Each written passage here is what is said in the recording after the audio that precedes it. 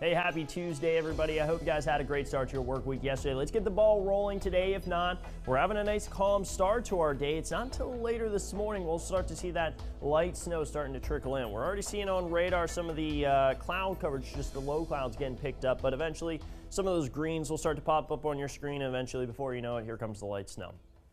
Last night, winter weather advisory got updated for Tyler County, West Virginia. It used to be Doddridge County, West Virginia was the furthest north extent it traveled, but now we're also including Tyler County. The reason why we're going county by county, like we talked about yesterday, it all depends on that wind. How strong is that southerly wind really going to blow up that snow and that moisture into some cold air? You have to think about it. Cold air is dense, and it's sitting right over top of us.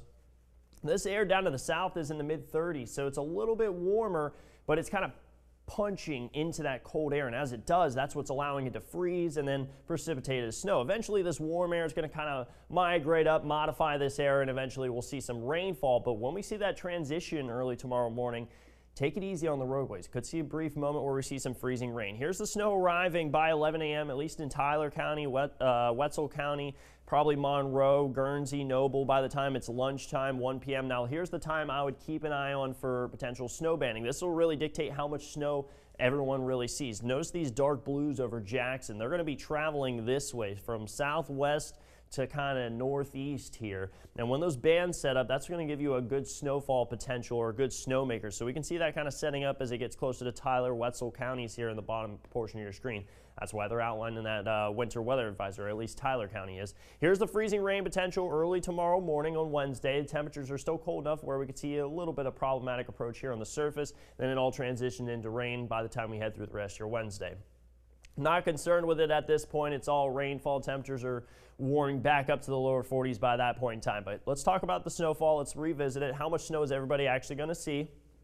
Here's what Predictor Snow Totals has to say about half inch in general. I think now it's kind of back and forth. Previously it was over forecasting, now it's under forecasting. So right around an inch of snowfall is my best guess. If you see any of those snow bands sit up, maybe an inch, inch and a half of snowfall. Here's a friendly reminder what snow squalls are. It's anytime you see those snow bands set up, they are very, very brief, but they will create a very problematic approach. Make sure you turn your hazards on if you do encounter something like this and just try to find the nearest exit. They don't last long.